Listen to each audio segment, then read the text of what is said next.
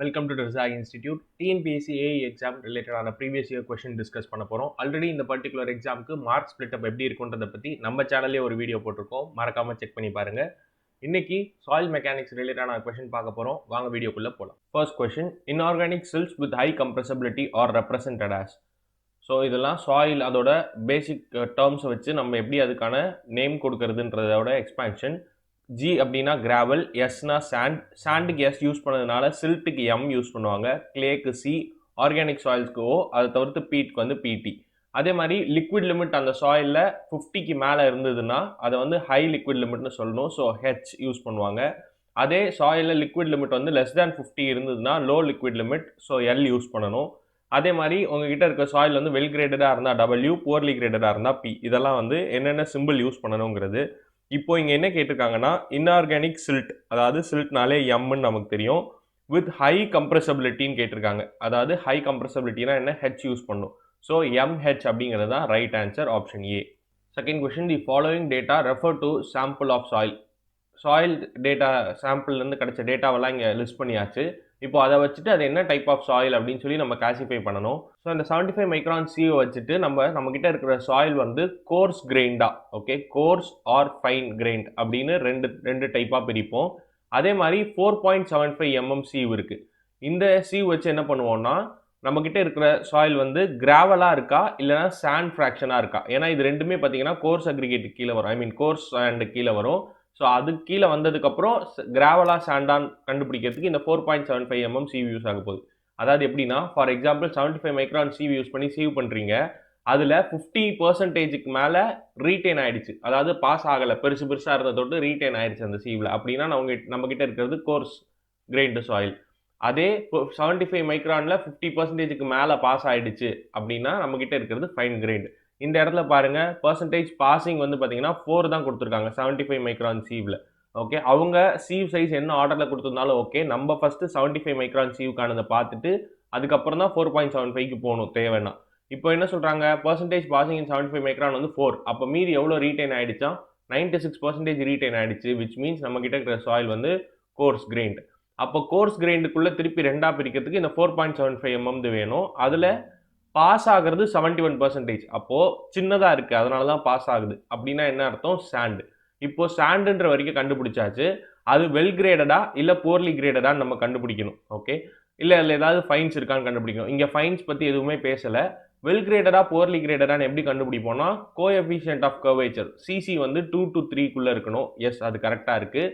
And அதோடைய coefficient of uniformity வந்து பார்த்தீங்கன்னா கிரேட்டர் தேன் 6 இருக்கணும். See you must be greater than 6. அப்படி இருந்ததுன்னா நம்மக்கிட்ட இருக்கிற சாயில் வந்து வெல் கிரேடட்னு அர்த்தம். ஸோ இந்த இடத்துல இப்போ வெல் கிரேடட் நமக்கு, ஏன்னா இங்கே சியூ பார்த்தீங்கன்னா கோஎஃபிஷியன்ட் ஆஃப் யூனிஃபார்மிட்டி சியூ வந்து 7.5 கொடுத்துருக்காங்க, which is greater than 6. So நம்மக்கிட்ட இருக்கிற சாயில் வந்து வெல் கிரேடட். முன்னாடியே சாண்டுன்னு கண்டுபிடிச்சிட்டோம். வெல் கிரேடட் சாண்டை எப்படி எழுதணும்னா SW அப்படின்னு எழுதணும். So option A is the right answer.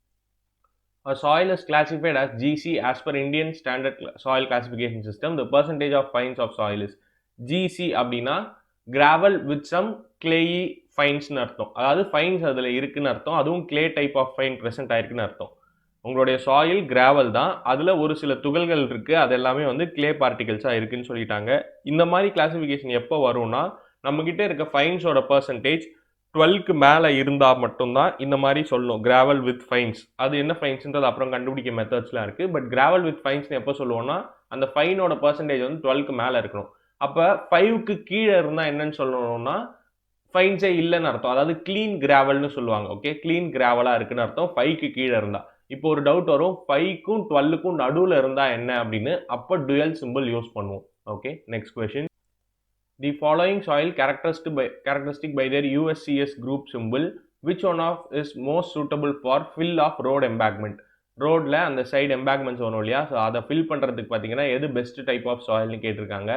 அதுவும் என்ன அந்த கிளாசிஃபிகேஷனை பேஸ் பண்ணி கேட்டிருக்காங்க. வெல் கிரேடட் கிராவல் தான் வந்து யூஸ் பண்ணுவோம். ஓகே, ஸோ GW அப்படிங்கிறது தான் right answer, well graded gravel. Option C is the right answer. Next question. The soil test result indicates liquid limit of 34%, plastic limit 20 and percentage passing through 75 micron வந்து 80. இந்த லைனை பாருங்க, percentage passing through 75 micron அப்படிங்கிறது 80%. அப்போனா நமக்கு இங்கே என்னன்னு தெரியுது, நம்மக்கிட்ட இருக்கிற சாயில் வந்து ஃபைன் கிரெயின்டு சாயில் அப்படின்னு நம்ம கன்க்ளூஷனுக்கு இங்கேயே வந்துடலாம். Of 0% gravel. ஓகே, அதெல்லாம் தேவையில்ல. சாண்ட் வந்து ஒரு 20% இருக்குன்ற மாதிரி சொல்லியிருக்காங்க. Classify the soil as per Indian standard soil classification system.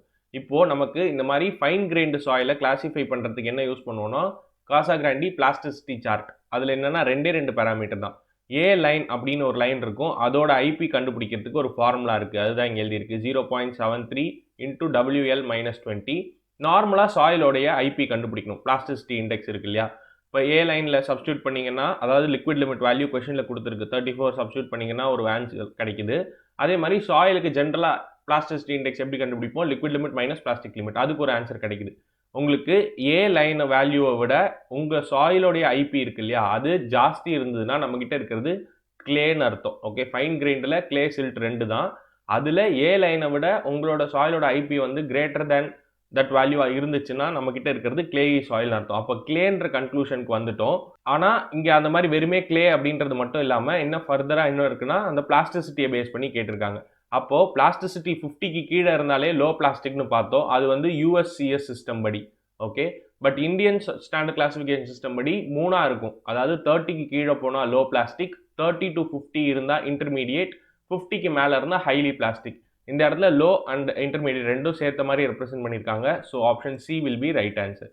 Next question, the permissible settlement is the maximum in case of.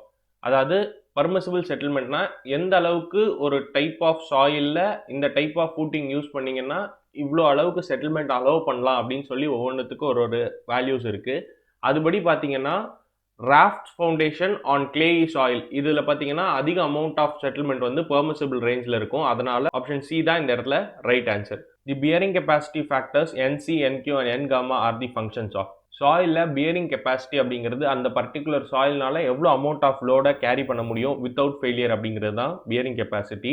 அதோட கெப்பாசிட்டி ஃபேக்டர்ஸ்னு சொல்லப்படுற இந்த 3 டேர்ம்ஸும் எந்த வேல்யூவை பேஸ் பண்ணியிருக்கும்னு கேட்டிருக்காங்க. It is angle of internal friction of soil, phi அப்படின்னு சொல்லுவோம். நெக்ஸ்ட் கொஸ்டின், நம்ம ட்ரெசாகி இன்ஸ்டியூட்டில் TNPSC ஏ எக்ஸாமுக்கான new batch coming May 5th start பண்ணுறோம். அதுக்கான டீடைல்ஸ் தான் இங்கே ப்ரொவைட் பண்ணியிருக்கு. நீங்கள் இப்போ தான் first time competitive exam prepare பண்ணுறீங்க, இல்லை உங்கள் ப்ரிப்பரேஷனில் ஒரு லாங் கேப் விழுந்துருச்சு, ஒரு கைடன்ஸ் இருந்தால் நல்லாயிருக்கும்னு தோணுனா make use of this offer. கண்டிப்பாக இங்கே இன்ஸ்டியூட்டில் சேர்ந்து படிக்கிறப்போ அந்த ஃப்ளோ உங்களுக்கு கிடைக்கும், சப்ஜெக்ட் பற்றின கம்ப்ளீட் ஐடியா கிடைக்கும். எவ்வளோ ஹியூஜ் போர்ஷன்ஸாக இருந்தாலும் அதை நாங்கள் பிரேக் டவுன் பண்ணி சொல்லித்தரப்போ கம்மி டைம்லேயே உங்கள் குவாலிட்டி ஆஃப் ப்ரிப்பரேஷன் ரொம்ப ஹையாக இருக்கும். நம்ம தோனி சொல்கிற மாதிரி stay focused on your process, result ஆட்டோமேட்டிக்காக சூப்பராக வருங்க. For more details contact 9751200200. இது ஒரு match the following question. So bearing கெப்பாசிட்டிலே பார்த்தீங்கன்னா நிறைய டைப்ஸாக அதை சொல்லலாம். ஒவ்வொரு ஃபேக்டர்ஸ் இன்க்ளூட் பண்ணாமல் அந்த மாதிரி எடுத்துக்கிட்டிங்கன்னா பியரிங் கெப்பாசிட்டியே 4 விதமாக சொல்லலாம். அதை தான் இந்த சைட் கொடுத்துருக்காங்க. அதுக்கான ரெஸ்பெக்டிவ் டெஃபினிஷன் லிஸ்ட் 2ல் இருக்குது. இது ரெண்டுத்தையும் மேட்ச் பண்ணணும். அல்டிமேட் பியரிங் கெப்பாசிட்டி, அல்டிமேட் அப்படின்னாலே அந்த பாயிண்ட் வரைக்கும் அது அந்த வேல்யூவை தாங்கும், அதுக்கு மேலே அந்த இடம் ஃபெயிலியர் ஆகிடுது அப்படின்னு அர்த்தம். அதாவது ஒரு ஃபெயிலியர் நடக்க போகிறது, அதுக்கு மேலே ஃபெயிலியர் நடக்க போகிறது அப்படின்ற மாதிரி. ஸோ இந்த இடத்துல பார்த்தீங்கன்னா minimum gross pressure intensity at the base of foundation at which the soil fails in shear அப்படிங்கிறது தான் கரெக்டாக இருக்கும். ஸோ ஏ வந்து 4க்கு. ஸோ அது மட்டும் வச்சாலே நீங்கள் ஆப்ஷனில் நெக்லெக்ட் பண்ணிடலாம், ஆப்ஷன் ஏ தான் ரைட் ஆன்சர்னு. இருந்தாலும் மீதி பாருங்கள், நெட் சேஃப் பியரிங் கெப்பாசிட்டி அப்படிங்கிறது net ultimate bearing capacity divide by factor of சேஃப்டியும் இன்க்ளூட் பண்ணியிருப்பாங்க நெட் சேஃப் பியரிங் கெப்பாசிட்டியில். அப்போஸ் வெறுமே சேஃப் பியரிங் கெப்பாசிட்டி அப்படின்னா என்னன்னா maximum pressure which a soil can carry safely without any risk of shear failure. அதே allowable bearing pressure அப்படின்னா net loading intensity at which neither the soil fails in shear nor is there any excessive செட்டில்மெண்ட்டும் எதுவுமே நடந்திருக்காது அந்த particular வேல்யூவில். So option A is the right answer. Next question, a foundation has a depth of embedment less than its width is known as.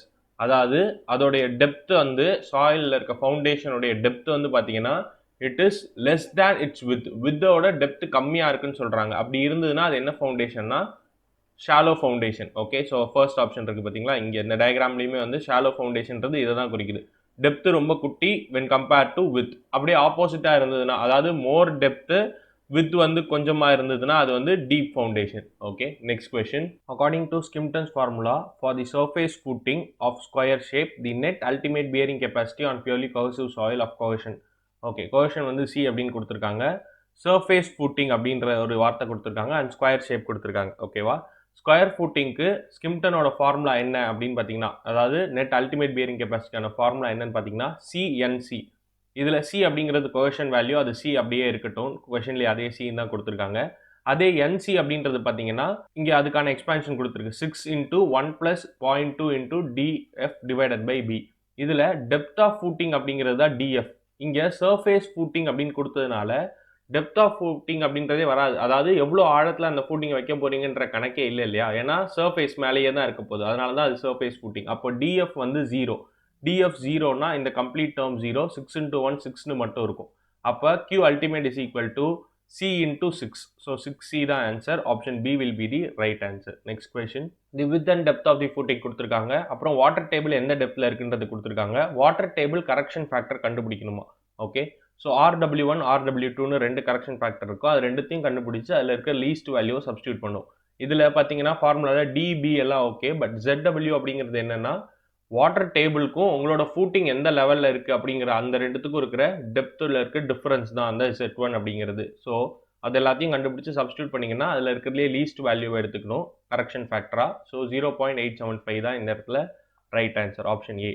Next question. As per IS code, the preassumptive safe bearing capacity of soft clays ஒரு type of சாயிலுக்கும் எவ்வளோ maximum safe bearing capacity இருக்கும் அப்படின்னு சொல்லி in terms of tons per metre ஸ்கொயரில் IS provide பண்ணியிருக்கேன் IS code புக்கில். So அதோட வேல்யூஸ் தான் எங்கள் சைடில் லிஸ்ட் பண்ணியிருக்கேன்.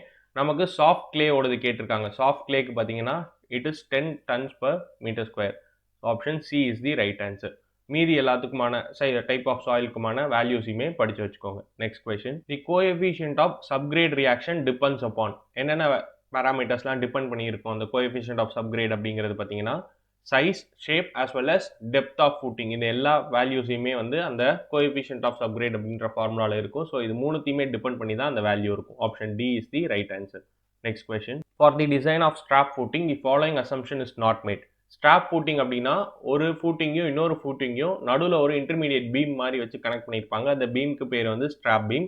இதோடைய டிசைனில் ஒரு சில அசம்ஷன்ஸ் பண்ணிட்டு தான் ஸ்டார்ட் பண்ணுவாங்க. அந்த அசம்ஷன்ஸில் பார்த்தீங்கன்னா எது வராதுன்னு கேட்டிருக்காங்க. அதில் சாயில் ப்ரெஷர் வேரிஸ் லீனியர்லி அப்படிங்கிறது வந்து கிடையாது. மீதி மூணுமே அந்த அசம்ஷன்ஸில் இருக்கும். சரியா? So option D is the right answer. Next question. The settlement of foundation can be minimized if. So foundation வந்து அதிகமாக செட்டில்மெண்ட் ஆகாது, அதாவது கன்சாலிடேட் ஆகாமல் இருக்கிறதுக்கு என்னென்னலாம் பண்ணணும்னு கேட்டிருக்காங்க. லைக் மீதி எல்லாமே பாருங்கள், வாய்ட் ரேஷியோ இன்க்ரீஸ் பண்ணிங்கன்னா சாயிலில் செட்டில்மெண்ட் அதிகமாக இருக்கும். வாட்டர் கண்டென்ட் ஆட் பண்ணாலும் அதுதான். எக்ஸ்டர்னல் லோடை இன்க்ரீஸ் பண்ணிங்கனாலும் செட்டில்மெண்ட் ஜாஸ்தி நடக்கும். பட் அந்த சாயில் தாங்கக்கூடிய அந்த லோட் இருக்கு இல்லையா, அதாவது பியரிங் கெப்பாசிட்டி, அதை நம்ம இம்ப்ரூவ் பண்ணோம்னா செட்டில்மெண்ட் வந்து குறையும். So option A is the right answer. Next question. Bearing capacity should be calculated from the criteria of. Bearing கெப்பாசிட்டியை கால்குலேட் பண்ணுறப்ப 2 பேராமீட்டருமே, அதாவது shear as well as settlement, 2 பேராமீட்டருமே சாயிலில் கன்சிடர் பண்ணிப்போம். So option C is the right answer. Next question. Which type of foundation is preferable on soil or poor bearing capacity. Okay, soil having pure bearing கெப்பாசிட்டிக்கு எந்த type of foundation best suitable கேட்டிருக்காங்க. Mat or raft foundation. So இந்த மாதிரி ஃபூட்டிங்ஸ்க்கு கீழே எல்லாத்துக்கும் சேர்த்த மாதிரி ஒரு மேட் விரிச்ச மாதிரி கம்ப்ளீட்டாக ஒரு ஃபூட்டிங் போட்டுருவாங்க. அதுக்கு பேர் ராஃப்ட் ஆர் மேட் ஃபவுண்டேஷன். அதுலேருந்து உங்களுடைய காலம்ஸ் எல்லாம் வந்து எரெக்ட் ஆகும். இந்த மாதிரி டைப் ஆஃப் ஃபூட்டிங் எங்கே யூஸ் பண்ணுவாங்கன்னா சாயில் பியரிங் கெப்பாசிட்டி எங்கே கம்மியாக இருக்கோ அங்கே யூஸ் பண்ணுவாங்க. It is also use to avoid differential settling. So ஒவ்வொரு இடம் மட்டும் இறங்கி ஒரு இடம் மட்டும் ஏறுறது, இந்த மாதிரி இடத்துல இந்த மாதிரி ஃபெயிலியர்லாம் நடந்துச்சுன்னா அதுக்கு பேர் டிஃப்ரென்ஷியல் செட்டிலிங்னு சொல்லணும். அதெல்லாம் அவாய்ட் பண்ணுறதுக்கு இந்த மாதிரி மேட் ஃபவுண்டேஷன் யூஸ் பண்ணலாம். Option A is the right answer. That's all for today. இந்த வீடியோ உங்களுக்கு பிடிச்சிருந்தா லைக் பண்ணுங்கள், கமெண்ட் பண்ணுங்கள். உங்கள் ஃப்ரெண்ட்ஸ் யாராச்சும் காம்படிட்டிவ் எக்ஸாம் ப்ரிப்பேர் பண்ணுறாங்கன்னா மறக்காமல் அவங்களுக்கும் நம்ம சேனலை ஷேர் பண்ணுங்கள். வேற ஒரு வீடியோவில் மீட் பண்ணுறேன். Tata, bye by.